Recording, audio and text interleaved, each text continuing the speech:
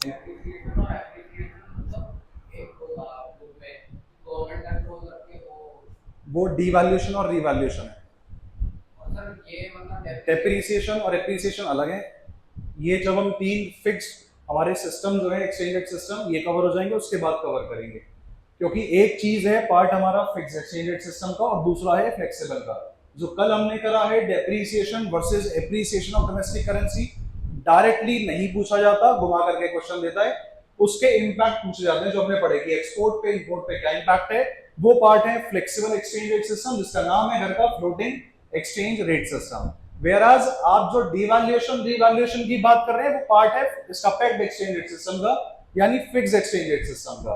वो सरकार जानबूझ के करती है। जैसे फॉर एग्जांपल हमारे देश में जो चलता है वो मैनेज फ्लोटिंग चलता है, which is also known as dirty floating. ये है क्या अभी कवर करते हैं, फटाफट से रिवीजन करते हैं कल की क्लास का, ठीक है। और बताइए किसी का कोई डाउट अभी तक? चलिए फॉरेन एक्सचेंज क्या था फटाफट से बताओ। मेरी डोमेस्टिक करेंसी को छोड़ करके बाकी जितनी भी करेंसीज है मेरे लिए क्या है, फॉरेन करेंसीज है। उसी को क्या बोलते हैं, फॉरेन एक्सचेंज। जिस रेट पे एक करेंसी को दूसरी करेंसी के बदले में एक्सचेंज करा जाता है that is known as exchange rate, foreign exchange rate. और जिस मार्केट में करा जाता है उसके पार्टिसिपेंट्स अलग अलग हो सकते हैं।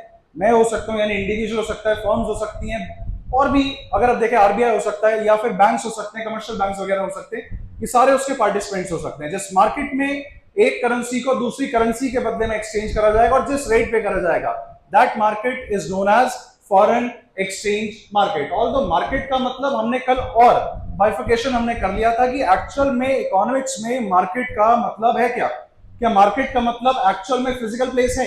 नहीं भाई साहब, वो दौर गए।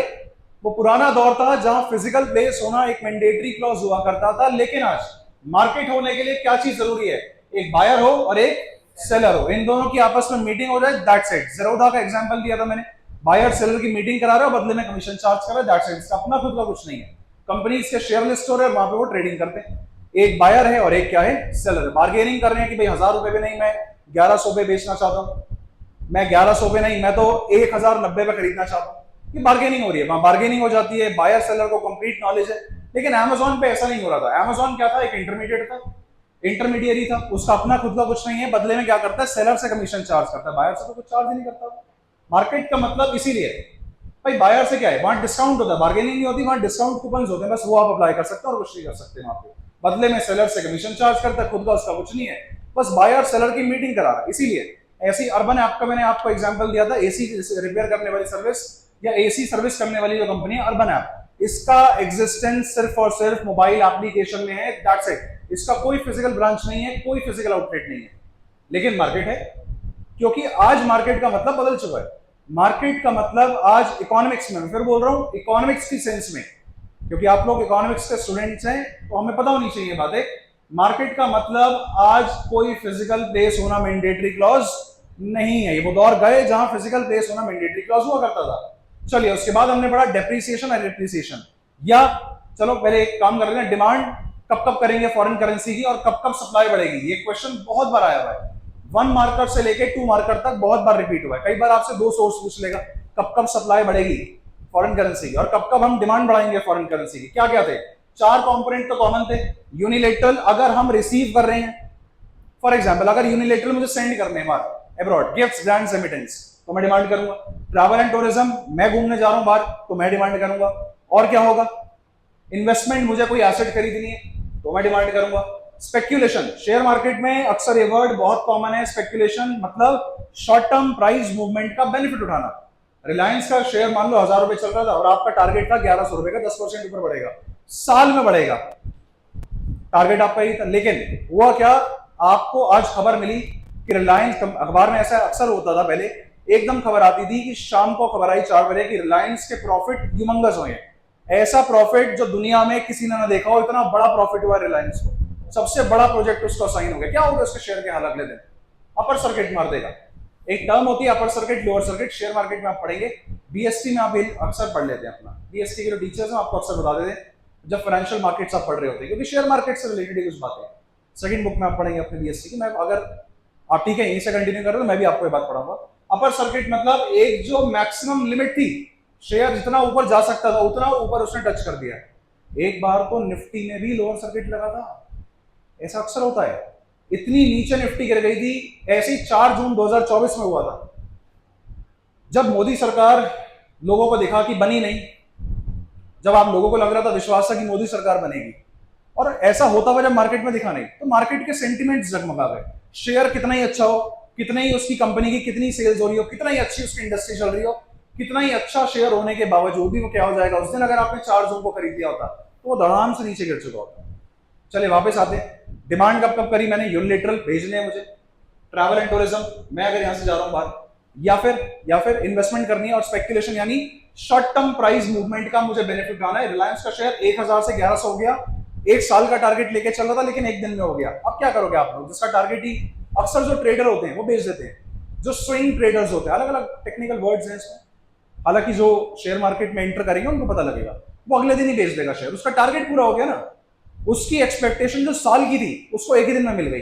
कई बार ऐसा भी होता है कि आपको लग रहा है, टेक्निकल एनालिसिस, कुछ अलग अलग एनालिसिस होते हैं कि ये शेयर यहां से ऊपर चला सकता है, ये पहले ही खरीद के रख लेते हैं अपने स्ट्रैटेजी के बेसिस पे, उनका टारगेट पूरा हो जाता है, basically short term price movement का बेनिफिट। एक और था, अगर मैं इंपोर्ट कर रहा हूं, बाहर से कोई चीज यहां मंगा रहा हूं, तब भी तो मुझे डोमेस्टिक करेंसी चाहिए, डोमेस्टिक करेंसी चाहिए, फॉरेन करेंसी चाहिए, उसी करेंसी में पेमेंट करूंगा जिस देश से मंगा रहा हूं। यूरोजोन से मंगा रहा हूं यानी जर्मनी से मंगा रहा हूं, मशीन जनरली 5 करोड़ की 10 करोड़ की मशीनरी अक्सर आती है हमारी जर्मनी से ही आती है, तो अगर जर्मनी से कोई चीज मंगा रहा हूं तो मुझे यूरो में पेमेंट करनी पड़ेगी, तो मैं क्या करूंगा, यूरो की डिमांड करूंगा, foreign currency, again foreign currency है मेरे लिए। ऐसे ही इंपोर्ट के केस में मैं डिमांड कर रहा हूं, सप्लाई कब कब बढ़ेगी बताइए, सप्लाई कब कब बढ़ सकते हैं भाई, इंपोर्ट को उल्टा कर दो, एक्सपोर्ट के केस में उन्होंने हमसे भाई, हमने यहां से माल बेचा, क्या चीज ऐसी जो हम यहां से बेचते हैं, सूरजकुंड मार्केट मैंने आपको बताया किस चीज के लिए फेमस है, फेमस स्पोर्ट्स मार्केट है, इकलौता ऐसा मार्केट मेरठ में सूरजकुंड स्पोर्ट्स के लिए बड़ा फेमस है, और यहीं से एसडी और एसएस के बैट बाहर के फॉरेन के प्लेयर्स यूज करते हैं और यहीं से जाते हैं, स्पेसिफिकली यहीं बनवा करके बाहर बेचते हैं। तो ये जो सेल्स हमारी बाहर हो रही है, इसको क्या बोलते हैं, एक सेल तो डोमेस्टिक लेवल पे हुई, डोमेस्टिक सेल्स बोल दिया, लेकिन इस सेल को लाला जी बाहर कर रहे हैं, दुकानदार बिजनेसमैन बाहर कर रहा है, बाहर के प्लेयर्स को बेच रहा है, इसे क्या बोलेंगे, एक्सपोर्ट करना। और एक्सपोर्ट कर रहे हो तो फॉरेन करेंसी में पेमेंट आएगी, वो हमारे रुपीस की डिमांड करेंगे, तो हमारे लिए क्या हो जाएगा, फॉरेन करेंसी की सप्लाई बढ़ जाएगी। ऐसी बाहर से कोई यहाँ पे आ गया घूमने, ट्रैवल एंड टूरिज्म, तो डिमांड करेगा हमारी करेंसी की, तो हमारे लिए क्या है, फॉरेन करेंसी की सप्लाई बढ़ जाएगी। ऐसे ही बाहर से कोई इन्वेस्टमेंट यहाँ कर रहे हैं, तब सप्लाई बढ़ जाएगी। ऐसे ही यूनिलेटरल कोई यहाँ भेज रहा है तो सप्लाई बढ़ जाएगी। और लास्ट में क्या है, स्पेकुलेशन, वो भी तो कर सकते हैं, वो कह रहे हैं इंडिया का रुपया जो है पतला हो रहा है, इसको बेच दो पहले ही मार्केट में। ऐसा होता है शेयर मार्केट में, आपके पास शेयर्स नहीं है तब भी आप बेच के चल सकते हो, सीखेंगे आप धीरे धीरे, आपको बताऊंगा बाद में। शेयर सेल कर दिया आपने, या इंडियन रुपीस को सेल पोजीशन आपने बना ली, उसे बोलते हैं short position, SHORT, short position. तो जब मार्केट नीचे जाएगा या रुपया और गिरेगा मतलब 100 से 102 रुपए हो गया, 200 110 रुपए हो गया, तब आप पैसा कमाएंगे। और आपने बाय करके चलाए, मान के चलो वो लोग बाय करके चल रहे हैं कि ठीक है, हो सकता है रुपया बढ़ सकता है, उसकी वैल्यू थोड़ी कम हो जाए डॉलर के टर्म्स में, तो उस केस में आपको प्रॉफिट होगा। क्लियर यहाँ तक की बात? ये थी हमारी कल की क्लास की चर्चा। डेप्रीसिएशन एप्रीसिएशन के इंपैक्ट क्या था, डेप्रीसिएशन ऑफ करेंसी का क्या मतलब था, जब हमारी डोमेस्टिक करेंसी की वैल्यू गिर जाती है इन टर्म्स ऑफ किसी और दूसरी करेंसी, उसे बोलते हैं डेप्रीसिएशन। इसका इंपैक्ट क्या था, सामने वाले को हमारा सामान सस्ता लगेगा या महंगा, सस्ता, तो वो ज्यादा खरीदेगा, वो ज्यादा खरीदा तो हम भी ज्यादा बेच रहे, एक्सपोर्ट करें, एक्सपोर्ट बढ़ेंगे, इंपोर्ट कम होंगे और देश की इनकम बढ़ेगी, बढ़ेगी घटेगी चिराग, पक्की बात है।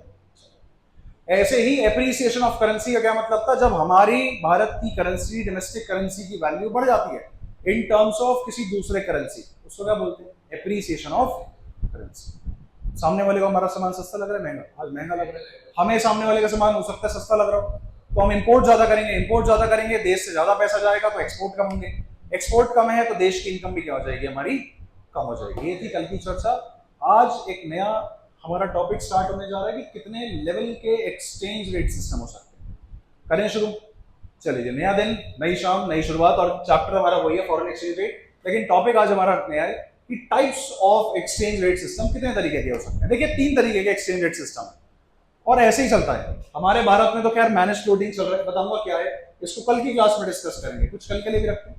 आज पहले चर्चा कर रहे हैं हम लोग, फिक्स्ड एक्सचेंज रेट सिस्टम है क्या, किसी को पता है फिक्स्ड एक्सचेंज रेट सिस्टम है क्या? कुछ अंदाजा, कुछ गलत देता हूँ तो फिक्स हो किस टर्म्स में? करंसी फिक्स हो तो भी देखिए, एक होती है ओपन मार्केट। क्या मतलब है ओपन मार्केट का? क्या मतलब है ओपन मार्केट? जो ओपन है हर जगह से, जो यूज में ओपन मार्केट पता है? कोई बात नहीं जी, ओपन मार्केट पता है? अरे बुक में क्या देख रहा भाई? यहाँ गवर्नमेंट सिक्योरिटीज खरीदी है और जो बताओ। मार्केट जैसे चलो सुनो, छोड़ो ओपन मार्केट को भी छोड़ो, वो ओपन मार्केट ऑपरेशन है, दैट इज समथिंग डिफरेंट। जहां गवर्नमेंट का कोई कंट्रोल ना हो, वास्तव में चीजें फ्रीली मूव कर रही हो, that is open market. But चलो वापस आते, देखिए ऐसा एक्सचेंज रेट सिस्टम जहां एक्सचेंज रेट क्या था? जहां एक करेंसी को दूसरी करेंसी के बदले में एक्सचेंज कराया था, जिस रेट पे कराया था उसी को तो बोला था एक्सचेंज रेट। यानी ऐसा एक सिस्टम जहां पे एक्सचेंज रेट डिटरमाइन कौन करेगा? कौन फिक्स करेगा? सरकार करेगी।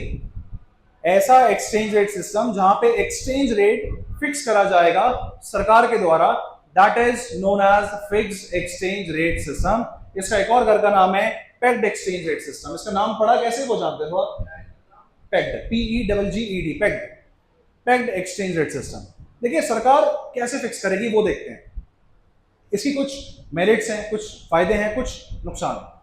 हर एक चीज कैसी होता है। देखिए सरकार दो तरीके से इसको फिक्स कर सकती है, और उसको जनरली बोलती है सरकार किसी एक्सटर्नल वैल्यू के टर्म्स में हम लोग फिक्स कर रहे हैं। किसके टर्म्स में? External value. And that external value can be in terms of metal और कैन बी हमारा करेंसी के टर्म्स में। दो तरीके से हमारा फिक्स करती है। एक पहला क्या है? किसी करेंसी के टर्म्स में, और दूसरा क्या है? किसी मेटल की टर्म्स में। सेफेस्ट इन्वेस्टमेंट आपने आज तक क्या सुनी है मुझे बताइए? गोल्ड।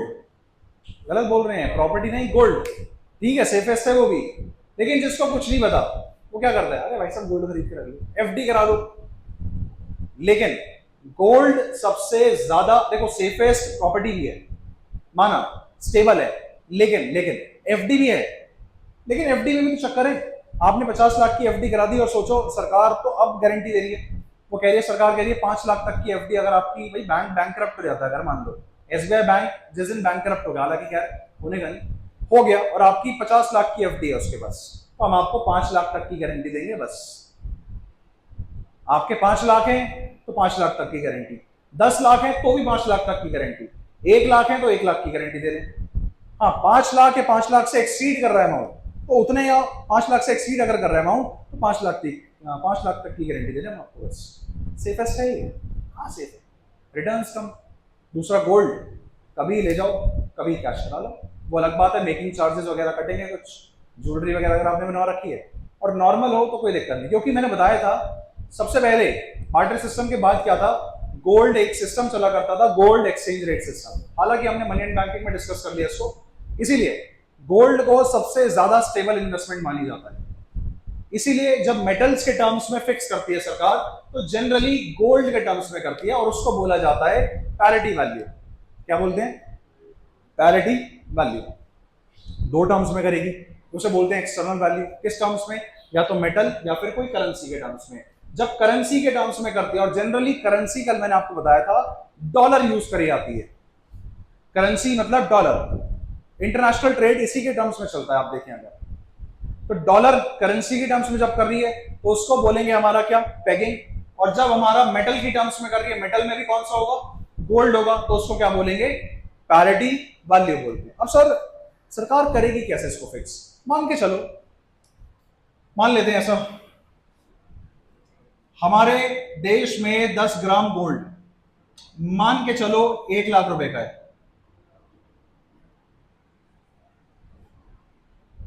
कितने का है? 1 लाख रुपए का है। सेम गोल्ड का रेट मान लो US में, यानी डॉलर में अगर हम देखें तो हो सकता है 10 ग्राम गोल्ड का रेट चल रहा हो $1000। मान लो ऐसा, मैं फिर बोल रहा हूं मान लो ऐसा, मैथ स्टैट्स की दुनिया में लेके चलते हैं आपको थोड़ा सा। क्या लग रहा है आपको? दो इक्वेशन बनाते थे आप, इक्वेशन नंबर 1, इक्वेशन नंबर 2। ऐसे ही होता था मैथ स्टैट्स दुनिया में, यही होता था। अगर LHS बराबर है, देख रहे हैं आप, 10 ग्राम गोल्ड, यानी अगर LHS बराबर होते थे तो RHS भी बराबर कर देते थे हम, बिल्कुल ऐसे ही होता था, ऐसे ही तो होता था। तो फ्रॉम इक्वेशन 1 एंड इक्वेशन 2, क्योंकि मैथ स्टैट्स दुनिया में जा रहे हैं, तो हो सकता है 1 लाख रुपए किसके बराबर हो जाएंगे अभी? ये बोलो बेटा, $1000 के। आओ कट करते हैं जरा इसको, आंसर क्या आया? 100 रुपीज और $1। तो $1 कितने के बराबर हो गया? 100 रुपए के बराबर। ऐसे ही हमारा जो मेटल के टर्म्स में फिक्स करा करता था, लेकिन इसमें भी परेशानी है, इसमें बहुत दिक्कतें हैं। आपको आज लग रहा है कि गोल्ड सेफेस्ट इन्वेस्टमेंट है, स्टेबल है, लेकिन अभी पिछले 2-3 सालों में आप देखो गोल्ड की हालत क्या हुई। जब गोल्ड 60,000 66,000 रुपए था तो तब से खबर आ रही थी 1 लाख हो जाएगा, और वाकई वास्तव में 2-2.5 साल 3 साल के अंदर 1 लाख हो भी गया। जब 80,000 हुआ तो क्या लगता होगा, जब प्राइस बढ़े तो लोगों ने गोल्ड कम खरीदा होगा? अरे नहीं भाई साहब, लोग कह रहे हैं अभी भी सस्ता है। 60,000 से 80,000 हो गया, महंगा हुआ है, लेकिन लोगों को अब भी क्या लग रहा है? सस्ता लग रहा है। कह रहे अरे और खरीदो, तो अभी तो मौका 1 लाख होगा, 1 लाख होगा, एक्सपेक्टेशंस है अभी। तो गोल्ड के टर्म्स में कैसे करती है? 10 ग्राम गोल्ड की वैल्यू मान लो हमारे देश में 1 लाख रुपए, और डॉलर के टर्म्स में 1,000 रुपए चल रही है, ऐसा मान लो। तो बराबर, अगर उसको LHS बराबर है तो RHS भी क्या हो जाएंगे? बराबर हो जाएंगे मैथ स्टैट्स दुनिया के हिसाब से। तो $1 किसके बराबर आ गया हमारा? 100 रुपए के बराबर। ऐसे ही सरकार क्या करती है? फिक्स करती है एक्सचेंज रेट को, लेकिन इसमें भी दिक्कतें हैं। आगे बढ़ेंगे, क्या दिक्कतें हैं? गोल्ड आपको लग रहा है ना, इसकी भी ट्रेडिंग होती है मार्केट में। दुबई में गोल्ड का रेट क्या होगा? सस्ता होगा या महंगा होगा? सस्ता होगा। यहाँ क्या होगा? एक आपका ट्रेडिंग का ऐप मान लो ज़ेरोधा, उसमें अलग एक स्टॉक एक्सचेंज है MCX। वहां कमोडिटीज की ट्रेडिंग होती है, सिल्वर की, गोल्ड की ट्रेडिंग होती है। तो भैया उसके प्राइस भी तो फ्लक्चुएट करते होंगे। इसके आगे देखेंगे क्या ड्रॉबैक है, बट फिलहाल अभी इस पे तो नहीं रहने देते, आगे देखेंगे क्या ड्रॉबैक रहने वाले हैं। इसमें भी दिक्कत आती है, ह्यूज रिजर्व्स को मेंटेन करना पड़ता है सरकार को। ह्यूज रिजर्व्स गोल्ड के, कमोडिटीज के, आपको एक रिजर्व करना पड़ेगा, ये दिक्कत है, ड्रॉबैक है इसका। बुरी बातें हैं कुछ इसकी, बाद में देख लेंगे, इसको पढ़ लेंगे एक बार। और दूसरी दिक्कत की क्या बात है, ये एक्सचेंज रेट जितना आसानी से आपको लग रहा है ना फिक्स हो गया, इतना आसान नहीं होता भाई साहब, क्योंकि गोल्ड की भी ट्रेडिंग होती है, गोल्ड की वैल्यूज भी हमारी फ्लक्चुएट करती है। क्लियर है? ऐसे ही करेंसी की टर्म्स में कैसे करेगी सरकार? मैं फिर बोल रहा हूं, इतनी बातें लिखनी नहीं है, लेकिन मैं फिर भी बता रहा हूं क्या होना है। अगर करेंसी की टर्म्स में हो रही है उसको बोलेंगे पेगिंग, और मेटल की टर्म्स में हो रही है तो क्या बोलेंगे उसको? पैरिटी वैल्यू बोलने वाले हैं। मान के चलो कि $1 अगर किसी चाइनीज पर्सन को खरीद रहा है, या ऐसा मान लो भारत में मैं खरीद रहा हूं, मुझे $1 खरीदना, कितने रुपए देने पड़ेंगे? 100 रुपए मान लेते हैं फिलहाल के लिए, थोड़ा कैलकुलेशन इजी हो जाएगी। 100 रुपए और $1 अगर मान के चलो किसी यूरोपियन पर्सन को खरीदने, जर्मनी के बंदे को खरीद रहे हैं, किसी जर्मनी के बंदे को खरीद रहे हैं, तो कितने यूरो देगा? कितने यूरो देगा? वैसे तो हालांकि 0.8 के आसपास आएगा, बट मान लो कि 10 रुपए दे रहा है, 10 यूरो दे रहा है। हालांकि है नहीं, यूरो ज्यादा स्ट्रॉन्ग है डॉलर से, यूरो ज्यादा स्ट्रॉन्ग है डॉलर से। एक्चुअल में ऐसे ही निकलती है इसकी वैल्यू। अगर आप 96 रुपीज ले लो, और यहाँ कितने एक्चुअल में $1 कितने यूरो के बराबर है? 0.8 समथिंग के आसपास आ जाएगी वैल्यू। तो एक्चुअल में एक्सचेंज रेट निकल जाएगा, वास्तव में निकल जाएगा ऐसा। देखो मान लो 10 यूरो दे रहा है, फिर again from equation 1 and equation 2, अगर LHS बराबर है तो RHS भी क्या हो जाएंगे? बराबर। तो 10 यूरो बराबर हो गए 100 रुपए के। काटो, क्या आ गया? 1 यूरो कितने के बराबर आ गया? 10 रुपए के बराबर में आ गया। हालांकि ये एक्चुअल वैल्यू 129 रुपए के आसपास है यूरो की, सॉरी 109 रुपए के आसपास, 109 या 110 रुपए के आसपास चल रही है। अब फ्लक्चुएट हो गई हो, क्योंकि इसमें भी ट्रेडिंग होती है, करेंसीज में भी ट्रेडिंग होती है, फ्लक्चुएट होकर बढ़ घट सकती है डेली हमारा। ठीक है जी, क्लियर है? तो मेटल की टर्म्स में कर रहे हैं तो पैरिटी वैल्यू, करेंसी की टर्म्स में कर रहे हैं तो पेगिंग बोलेंगे उसको। ठीक है, इसे दोनों को मिलाकर के कंबाइन करके बोलता है आपका एक्सटर्नल वैल्यू के टर्म्स में करता है सरकार। ठीक है, यहां तक की बात क्लियर है? किसी को कोई डाउट? चलिए अगले एक्सचेंज रेट सिस्टम पे मूव करते हैं, that is flexible exchange rate system.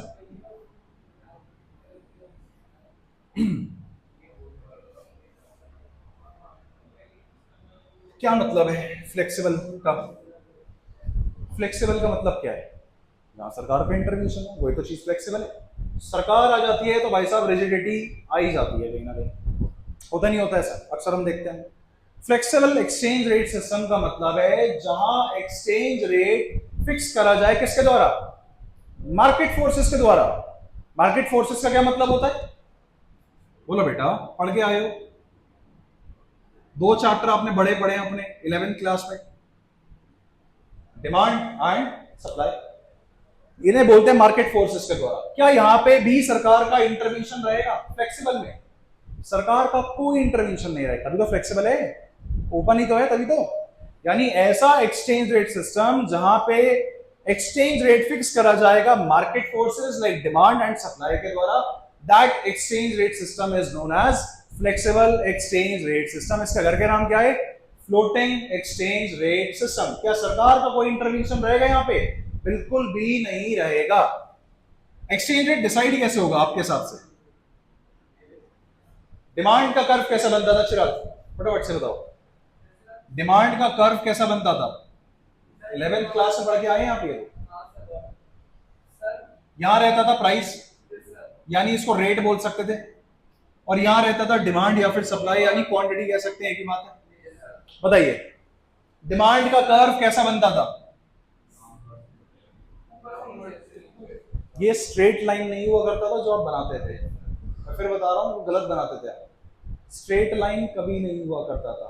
Straight line curve average fix cost का हुआ करता था, अगर आपने कॉस्ट चैप्टर ध्यान से पढ़ा, क्योंकि वहां स्पीड कांस्टेंट रहा करती थी, लेकिन डिमांड में स्पीड कांस्टेंट का हमें कुछ अंदाजा नहीं था, इसीलिए डाउनवर्ड स्लोपिंग तो बनता था फ्रॉम लेफ्ट टू राइट, लेकिन ये कर्व में बनता था। अगर स्पीड कांस्टेंट होती तो ऐसा बनता कुछ डाउनवर्ड स्लोपिंग, लेकिन स्पीड कंफर्म नहीं है। ये कुछ बारीकियां हैं जो मैं बता रहा हूं, काम आएंगी आगे। डिमांड कर्व इसलिए ऐसा बनता था, और सप्लाई कर्व कैसा बनता था? Upward sloping from left to right, इसीलिए वो भी ऐसा बनता था। स्पीड कंफर्म नहीं हुआ करती थी। क्लियर? अब ये स्पीड एक्चुअल में है क्या, वो आप कॉस्ट चैप्टर में अपना पढ़ के आ चुके हैं 11th क्लास में। चलेगी इस जहां पे ये दोनों, जहां पे डिमांड बराबर सप्लाई हो जाएगा, किस चीज की डिमांड? किस चीज की डिमांड? फॉरेन करेंसीज की डिमांड। और किस चीज की सप्लाई? फॉरेन करेंसीज की सप्लाई। जहां ये दोनों बराबर हो जाएंगे, उसके सामने वाला जो रेट होगा वो ही क्या कहलाएगा? हमारा इक्विलिब्रियम रेट। और उसके सामने वाली क्वांटिटी क्या कहलाती थी? Equilibrium quantity. इक्विलिब्रियम का क्या मतलब था? फॉर एग्जाम्पल मान लो प्राइस अगर 1 रुपए, सेलर कह रहा है मैं तो 10 क्वांटिटी बेचूंगा, भाई सॉरी, सेलर कह रहा है मैं तो 1 क्वांटिटी बेचूंगा, मैं बेचना ही नहीं चाह रहा, और बायर कह रहा है मैं तो खरीदना चाह रहा हूं, क्या ट्रांजैक्शन हो पाएगी? नहीं हो पाएगी। ट्रांजैक्शन कब हुआ करती थी? जब दोनों पार्टीज एग्री कर जाएं। मार्केट का मतलब यही तो था, बायर सेलर, जहां दोनों एग्री कर जाएं, बार्गेनिंग हो, ट्रांजैक्शन वही तो होगी। मान लो रिलायंस का शेयर 1000 रुपए चल रहा है, कितना? 1000। आपने बिड डाली, बिड मतलब आपने बाय करने की ऑर्डर डाला। बताएंगे बिड क्या होता है? ऑर्डर होता है बेसिकली बाय करने का। 990 रुपए, कोई नहीं बेच रहा, क्या करोगे? ये ट्रांजैक्शन हो पाएगी यहां पे? बायर तो कह रहा है मैं खरीदूंगा, सेलर कह रहा है मैं बेचूंगा नहीं, तू आ जा, मैं घर चुप के बैठ जाऊंगा। फिर 995 प्राइस बढ़ाया उसने, आपने 995 डाल दिया प्राइस, कोई नहीं बेच रहा, क्या ये इक्विलिब्रियम प्राइस है? नहीं भाई, ठीक है एक आध लोग बेच देंगे, लेकिन ज्यादा लोग नहीं बेच रहे, क्या इसको इक्विलिब्रियम प्राइस बोलूं? आज बायर खाली हाथ जा रहा है दोबारा, नाराज होकर के, खफा होकर के। सेलर कह रहा है कि यार मैं जो एक आध मजबूर सेलर है वही बेच रहे हैं बेचारे। प्राइस आपने 998 डाला, अब सारे सेलर आ गए बेचने के लिए। तो correct price, true price, actual price, fair price. मैं फिर बोल रहा हूं, इक्विलिब्रियम मतलब true price, actual price, correct price, fair price. कौन सा होगा? 998, यानी जहां डिमांड बराबर सप्लाई हो जाए, जहां बायर बराबर सेलर हो जाए, जहां दो पार्टीज दोनों एग्री कर जाए, that rate is known as equilibrium rate, that price is known as equilibrium price. ये बात सुनने में बड़ी आसान लग रही है। अब एक आध आपसे क्वेश्चन पूछता हूं, समझ में आई ये बात? जी सर। अब सुनना ध्यान से, सोच करके बताइएगा, सोच कर।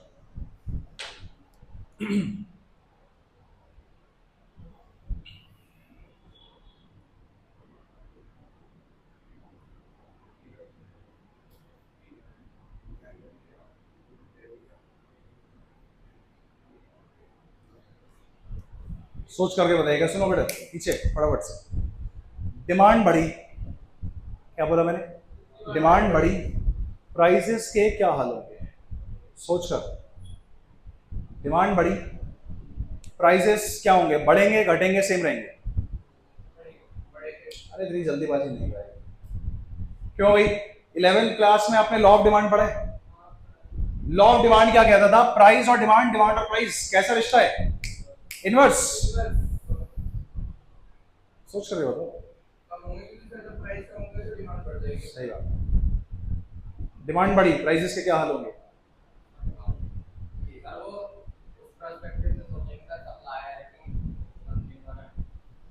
मार्शल साहब ने एक बात बोली, मार्शल साहब ने प्रेस कॉन्फ्रेंस करी, 11th क्लास में पढ़ के आ चुके हैं, जैसे आप लोग बैठे। मैं ही तो अल्फ्रेड मार्शल हूँ, बस मैं भारत में पैदा हूँ।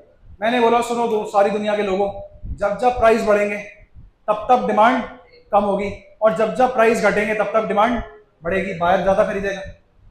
डिमांड और प्राइस, प्राइस और डिमांड कैसा रिश्ता है? गलत बोल रहे हैं आप। मार्शल साहब ने सिर्फ और सिर्फ प्राइस से डिमांड का रिश्ता बताया।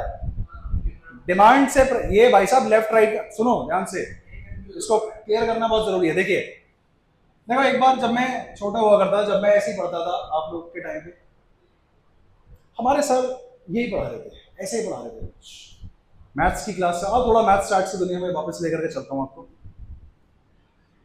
प्राइस और डिमांड, डिमांड और प्राइस आपको लग रहा है इनवर्स है कि लेफ्ट राइट का खेल नहीं है भाई साहब। देखो बहुत खतरनाक खेल है। मान लो मैथ्स स्टार्ट की दुनिया में एक्चुअल में होता क्या था? अगर ए बराबर है बी के और बी बराबर है सी के, मैथ्स स्टार्ट की दुनिया चल रही है अभी, ए बराबर है बी के और बी बराबर है सी के, तो क्या हम ये कंक्लूजन निकाल सकते हैं ए बराबर होगा सी के? बोलो भाई, मैथ्स स्टार्ट में सस्पेंस नहीं है इसमें कुछ। ए बराबर है बी के और बी बराबर है सी के, तो क्या मैं ये कंक्लूजन निकाल सकता हूं ए बराबर होगा सी के? बिल्कुल कह सकते हो। मैंने भी कहा सर से, लेकिन सर ने मुझे बहुत डांटा और क्लास से बाहर निकाल दिया। उसके बाद से बात ही नहीं। मैंने कहा सर देखो, ये बात सच है, बिल्कुल सत्य वचन है, कोई बात नहीं है, लेकिन मैथ्स स्टैट्स की दुनिया में मैंने कहा सर देखो, ये मैं हूं और ये आप हो और ये आपकी डॉटर है। मैं कहा सर देखो, I love you and you love your daughter, it means I love your daughter. उन्होंने मुझे बहुत डांटा भाई साहब। उन्होंने पहले तो मुझे खूब गालियां दी, सब बच्चों के सामने बदनाम करा, और उसके बाद मुझे क्लास से बात निकाला। अरे क्यों भाई, मैं यही तो बात कह रहा था उनसे, यही तो पढ़ा रहे थे वो, क्या दिक्कत थी इसमें? अरे ए बराबर बी है, बी बराबर सी है, तो क्या ए बराबर, अरे होगा ना, यही तो मैंने बोला। कई बार बात सही होती है लेकिन जगह गलत होती है। सही बात गलत जगह करने से अर्थ का अनर्थ हो जाता है। यही तो हुआ मेरे साथ। मैं कहा sir I love you and you love your daughter, it means I love your daughter. मैं खूब गालियां सुनाई, खड़ा करा, बेइज्जती करी, उसके बाद मुझे क्लास से बाहर निकाला। क्यों क्यों ऐसा नहीं हुआ भाई? वो भी यही कह रहा था और मैं भी यही कह रहा था। अरे भाई साहब, ये लेफ्ट, अगर मैथ स्टैट्स की दुनिया में एलएचएस बराबर है आरएचएस के, ये लेफ्ट राइट का खेल नहीं चल रहा है भाई साहब। ये बहुत खतरनाक खेल है, देख रहे हो, बहुत खतरनाक खेल है, लेफ्ट राइट का खेल नहीं है। अगर एलएचएस बराबर है आरएचएस के, it does not mean price, अगर प्राइस का इंपैक्ट डिमांड पे अगर नेगेटिव है तो इट डज नॉट मीन कि डिमांड का इंपैक्ट भी प्राइस पे नेगेटिव ही होगा, इनवर्स होगा। ये लेफ्ट राइट का खेल नहीं चल रहा, मैथ स्टैट्स दुनिया नहीं है। ये कौन सा सब्जेक्ट पढ़ रहे हैं हम लोग? इकोनॉमिक्स। मार्शल साहब ने बोला कि प्राइजेस का इंपैक्ट जो होगा वो डिमांड पे बताया उन्होंने। किस पे? उन्होंने प्राइस का इंपैक्ट डिमांड पे बताया। क्या डिमांड का इंपैक्ट प्राइस पे बताया? नहीं बताया उन्होंने। प्राइस और डिमांड, डिमांड और प्राइस एक नहीं है। लेफ्ट राइट का खेल नहीं चल रहा है भाई साहब। अगर एलएचएस बराबर है आरएचएस के तो आरएचएस भी बराबर होगा एलएचएस के। मैं फिर बोल रहा हूं, ध्यान रखिए, गोल्डन रूल है, जीवन में याद रखिएगा। कैसा ही क्वेश्चन आ जाए, यहां नहीं, जीवन में हर एक प्रोडक्ट के प्राइसेस, कैसा ही प्रोडक्ट हो, कुछ ही बनाता हो, या कोई सी इंडस्ट्री कुछ ही बनाती हो, इनफैक्ट शेयर मार्केट में भी, प्रॉपर्टी में भी रेट ऐसे ही डिसाइड होते हैं। कैसे? गोल्डन रूल से। ये लिख लीजिएगा गोल्डन रूल ऊपर। गोल्डन रूल ये कहता है जब जब डिमांड बढ़ेगी तब तब प्राइसेस भी बढ़ेंगे, और गोल्डन रूल ये कहता है जब जब डिमांड घटेगी तब तब प्राइसेस भी घट जाएंगे। ये गोल्डन रूल है। क्या है? Golden rule. लिखा मैंने ब्लैक पेन से वाले। ये जीवन में काम आएगा, लाइफ में काम आएगा आपके। गोल्डन रूल कह रहा है डिमांड और प्राइस, प्राइस और डिमांड एक ही बात नहीं है। डिमांड जब जब बढ़ेगी तब तब प्राइसेस भी बढ़ेंगे, और डिमांड जब जब घटेगी तब तब प्राइसेस भी घट जाएंगे। क्लियर? इसको नोट कर लीजिएगा। गोल्डन रूल है साथ, तो डरने की क्या बात, सारे क्वेश्चन हो जाएंगे। अब मुझे सोच करके बताइएगा क्या होगा। डिमांड बढ़ी, प्राइसेस के क्या हाल होंगे? मान लो डिमांड थी 100, सप्लाई भी थी 100 और प्राइस भी थे 100। क्लियर? डिमांड बढ़कर के हो गई है 110। प्राइसेस के क्या हाल होंगे? प्राइसेस बढ़ेंगे, घटेंगे, सेम रहेंगे? मैं नहीं बता रहा हूं ये बात, आप ही लोग बता रहे हैं। मान के चलो सप्लाई बढ़ गई है, डिमांड है 100, सप्लाई हो गई है 120। प्राइसेस के क्या हाल होंगे बताइए? इसको ऐसा देखो, सप्लाई बढ़ गई है, इसका मतलब डिमांड कम है, और जब जब डिमांड कम होती है तो प्राइसेस के क्या हाल होते हैं? कम हो जाएंगे भाई। डिमांड बढ़ी और सप्लाई भी बढ़ी, प्राइसेस बढ़ेंगे, घटेंगे, सेम रहेंगे? एक्स्ट्रा बात है। डिमांड बढ़ी और सप्लाई भी बढ़ी, प्राइसेस बढ़ेंगे, घटेंगे या सेम रहेंगे?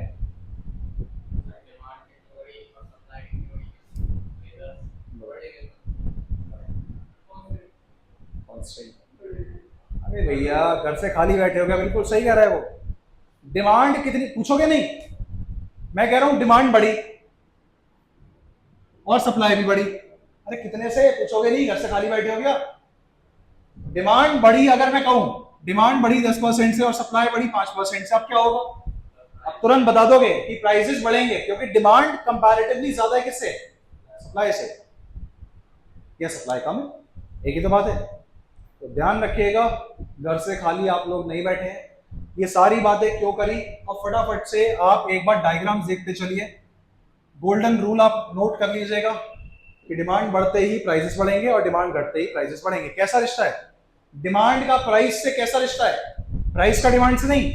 प्राइस का इंपैक्ट तो डिमांड पे नेगेटिव ही था, लेकिन डिमांड का इंपैक्ट प्राइस पे कैसा है? पॉजिटिव है। डिमांड बढ़ते ही प्राइसेस के हाल क्या होंगे? वो भी बढ़ जाएंगे। ये किताबों में आपके कहीं नहीं लिखा, किताबों में सिर्फ 5 केसेस दे रखे हैं। वो कौन से हैं वो ध्यान से देखिए। पहला केस, जब डिमांड बराबर है सप्लाई के। डायग्राम कैसा बनेगा? ऐसा बनेगा, यही बनना चाहिए। जब डिमांड बढ़ जाएगी उस केस में क्या होगा? डिमांड कर्व राइटवर्ड शिफ्ट हो जाएगा।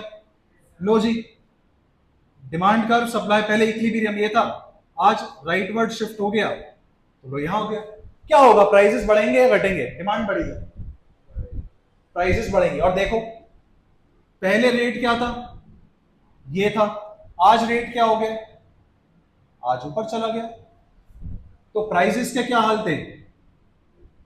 या रेट कह लो, प्राइसेस भी बढ़ गए और क्वांटिटी भी बढ़ गई। गोल्डन रूल है साहब, तो डरने की क्या बात। गोल्डन रूल से कर रहे हो आप सारे, देख रहे हैं। तीसरा, डिमांड कम हो गई तो डिमांड कर्व कहां शिफ्ट होएगा? बताइए, डिमांड अगर कम हो गई तो डिमांड कर्व कहां स्विच होएगा?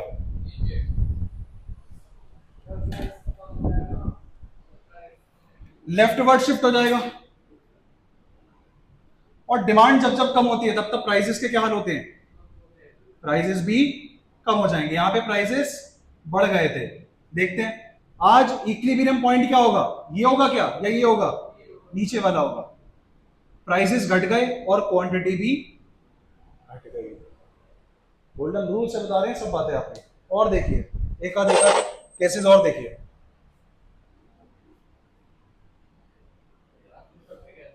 सप्लाई बढ़ गई, क्या होगा? सप्लाई कर्व, या ऐसा मान लो डिमांड कम हो गई एक तरीके से, तो क्या होगा? प्राइसेस घटेंगे। उल्टा कहते थे सप्लाई बढ़ गई, तो सप्लाई कर्व कहां शिफ्ट हो जाएगा? राइटवर्ड। पहले इक्विलिब्रियम प्राइस ये था, आज इक्विलिब्रियम प्राइस ये है, तो प्राइसेस के क्या हाल हुए? प्राइसेस कम हो गए और क्वांटिटी आपकी क्या हो गई? बढ़ गई। ऐसे ही फिफ्थ केस, लास्ट केस है और हमारा क्लास आज की यहीं खत्म हो रही है। सप्लाई कम कर दी हमने, सप्लाई कम हो गई है, इसका मतलब क्या होगा? सप्लाई कम है, इसका मतलब क्या है? किसी चीज की शॉर्टेज है और जब जब शॉर्टेज होती है यानी डिमांड लोग ज्यादा कर रहे हैं और चीज है नहीं, तो प्राइसेस के क्या हाल होंगे?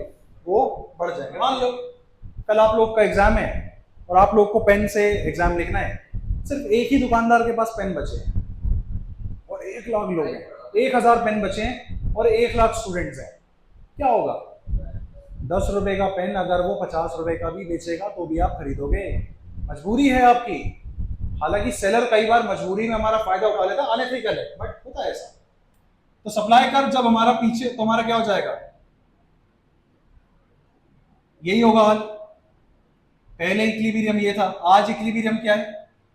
ये वाला। तो प्राइसेस बढ़े हैं घटे हैं? प्राइसेस बढ़ गए हैं हमारे। क्लियर? और क्वांटिटी हमारी क्या हो गई? कम हो चुकी है। यही 5 केसेस हैं फ्लेक्सिबल एक्सचेंज रेट सिस्टम के।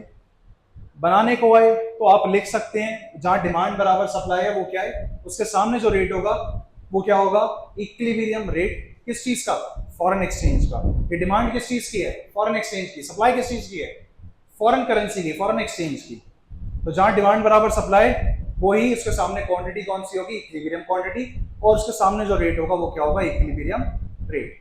आज जब डिमांड बढ़ गई तो नया रेट, नया इक्विलिब्रियम रेट कौन सा होगा? ऊपर वाला ये।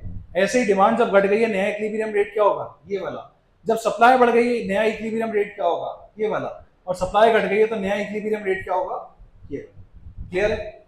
चलिए जी, आज की क्लास अपनी हम यहीं खत्म कर रहे हैं और मिलते हैं आपसे अगली क्लास में। Till then good bye. थोड़ा सा रिवाइज करते हैं।